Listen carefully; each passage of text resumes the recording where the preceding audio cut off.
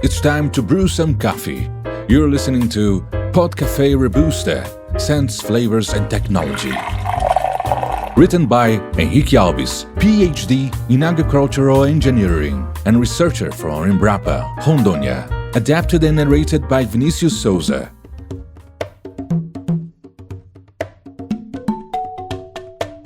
People who love forests consume sustainable coffee. Brazil has some of the most emblematic coffee growing in the world, and targeted consumption may be a way towards environmental engagement. We live in a period when information gets to us from different platforms and media, and that is very good. But this popularization of knowledge has also brought up something as little as misinformation, bad information. When such bad pieces of news have to do with important themes such as forest preservation, one should be even more careful. This is what we are going to talk about: the complex relationship between agriculture and forest. One should not be naive and say that food production in the world has not been based on deforestation. This has always been a fact, and all over the world, where agriculture frontiers are concerned, this can be still observed. Nevertheless, something must be clear. There is a great difference between sustainable food production and environmental degradation. Brazil is very rich in good and bad examples, and it is necessary not to generalize in order to avoid creating prejudice and unfair judgment. Embrapa has advocated that agriculture must have a sustainable perspective and has constantly pursued new technologies aiming at that, in partnership with other institutions. In this context, there is a new model of integrated agriculture production, which has become more and more popular in the country, encompassing several combinations of agriculture, livestock and forest components. As a result, we have different integrated systems, such as crop livestock forestry, ICLFS, crop livestock, ICLS, silvopastoral, SPS, or agroforestry, AFS systems. Currently, there are 15 million hectares in the country where different formats of ICLFS strategy are used, and we estimate that for the next 10 years there will be more than 42 million.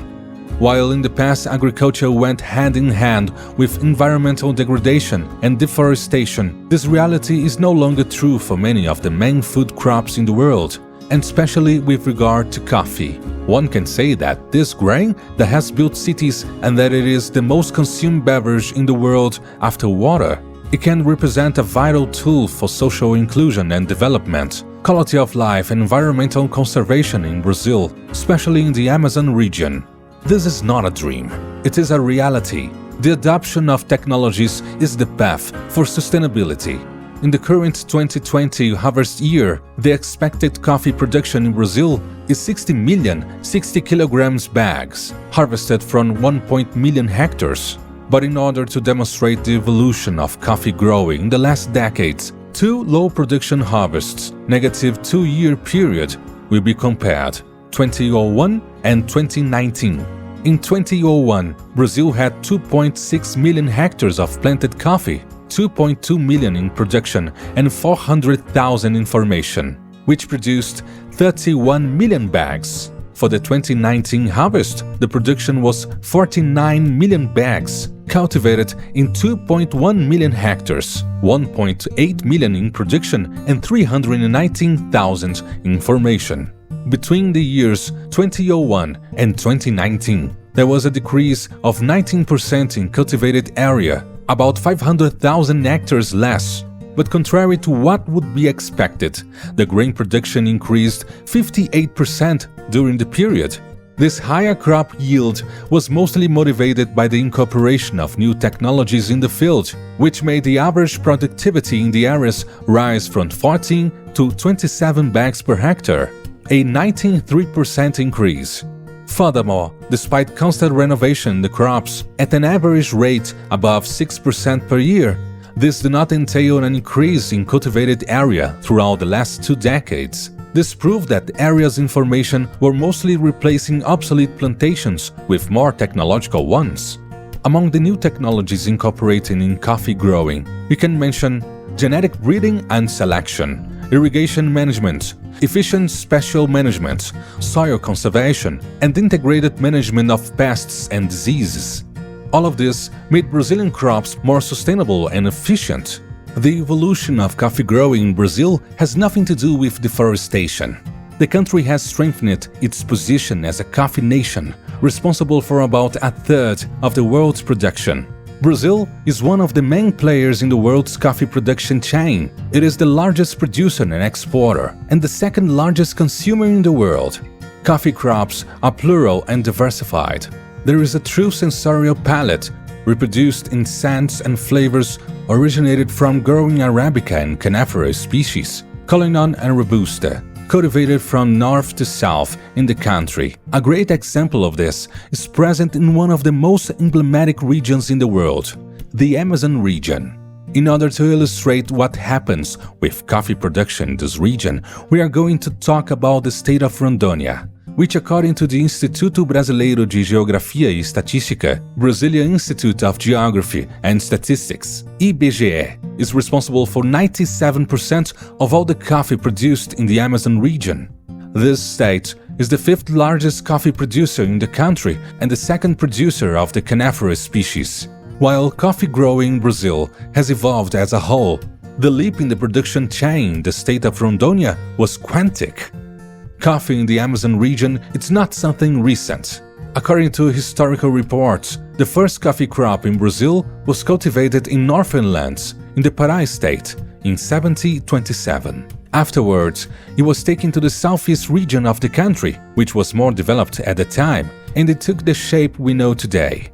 Coffee only started to have economic importance for the Amazon region again in the 1970s, with the pioneers who came to explore the region. They came specially from the states of Espírito Santo, Paraná, and Minas Gerais. It was a period of great territorial expansion of the crop in the north of the country. However, the coffee that was produced there was considered low quality and the plants not very productive, a result of agricultural activities that bordered on forest extraction and low efficiency in the use of the land.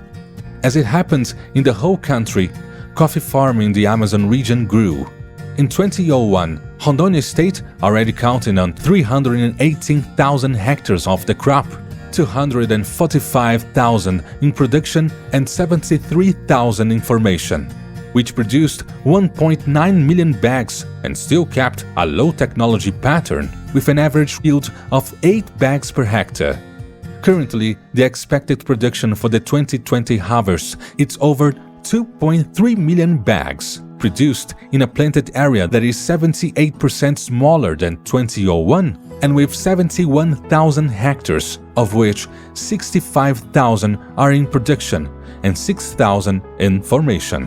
In almost 2 decades, their productivity evolved to 36 bags per hectare, thanks to the growers who, as each year passes by, dedicated themselves more and more to the use of technologies based on sustainability. If Brazil has done its homework in the last few years, the coffee growers in the Amazon region have been taking extra credits. If there is a region in the terrestrial globe where it is possible to rapidly increase the coffee production without one single hectare of deforestation, this place is located in the state of Rondônia. In simple calculations, if we return to the status of cultivated area in 2001 and the current productivity, the state will produce more than 11 million bags of coffee. The answer for an increasing world demand for coffee production may indeed find its place in the Amazon region. Rondônia went from about 10,000 kilograms bags produced in 2001 to more than 35,000 in 2020. Having said that, it becomes clear that the recurrent argument of the link between the coffee production and deforestation does not hold. Not only has coffee farming reduced the area used for cultivation, but it has also made it more efficient and productive. And I dare say that people who love forests should consume more Brazilian coffee, especially the ones from the Amazon region. The world coffee market already values fair trade and could start paying a green forest trade value for Amazonian coffee with ecological bias. Coffee growing can genuinely be sustainable and an ally for forest preservation, since it presents a high economic yield per hectare when compared to other more extensive ones. It can sustain the life quality of coffee growers and their families in small rural units. This represents less pressure on the forest and makes such farmers less prone to start environmentally predatory practices. In the state of Rondônia alone, coffee growers form a real army of more than 17,000 families who have coffee as their main source of income. These farmers comprise almost 1/5 of all the rural establishments in the state. Keeping the economic viability of these families in the field should be a goal for the whole coffee production chain, as well as for the people who worry about the forests in Brazil, especially in the Amazon region. A demonstration of the evolution of coffee growing in the Amazon region is that it has started the process of becoming the first geographical indication of sustainable caniphera coffee in the world. It would consist in the Região Matas de Rondônia, which produces Amazon Robustas, and is responsible for approximately 80% of all the coffee produced in the Amazon region. In addition, preserving a forest has never been so pleasant. The Robustas of the Amazon, whose unique eccentricity and sensorial characteristics have conquered the attention of refined coffee consumers in Brazil and all over the world, are the theme for the largest contests of the species in Brazil. Café. Besides awarding the best coffees produced in the state every year, it also awards the most sustainable ones. It is not only about producing in quantity and quality. The evolution of the chain also needs to make sure the environment is preserved for the next generations. In the Amazon region, coffee also supports something that sometimes is completely forgotten in the conservation and sustainability discourse: the human factor. Dwellers of this region depend on environmental resources to survive, and they need to look for ways to live in harmony with the environment. The state of Rondônia has given a good example. Social initiatives are happening organically and naturally along the production chain. Amazonian coffee growing has never been so diversified and inclusive. Women, youngsters, and indigenous people are essential, and they drive the cultivation. The International Coffee Alliance, IWCA, in Brazil has one of its most beautiful chapters in the state of Rondônia. The protagonism of the original peoples who inhabited Brazilian forests before any pioneer is also an accomplishment of Amazonian coffee growing. The indigenous people who have cultivated coffee in their lands for over 30 years have just begun to see the production of fine Robustas a sustainable means to obtain financial resources in the forests. Although this may seem revolutionary, it shouldn't be something that extraordinary. Doesn't coffee have its origin in the glades and edges of African forests? Then it would be a sort of rescue. The coffee from the Amazon region is, above all, a fusion of scents and flavors, a great blend of tradition, technology, and origin. Preserving the Amazon forest means keeping our ability of taking anyone's breath away when faced with the beauty and riches that were once discovered and later hidden in such an important and emblematic region. Thanks for listening to PodCafé-Robusta. For more contents, visit embrapa.br/Rondônia. See you next time.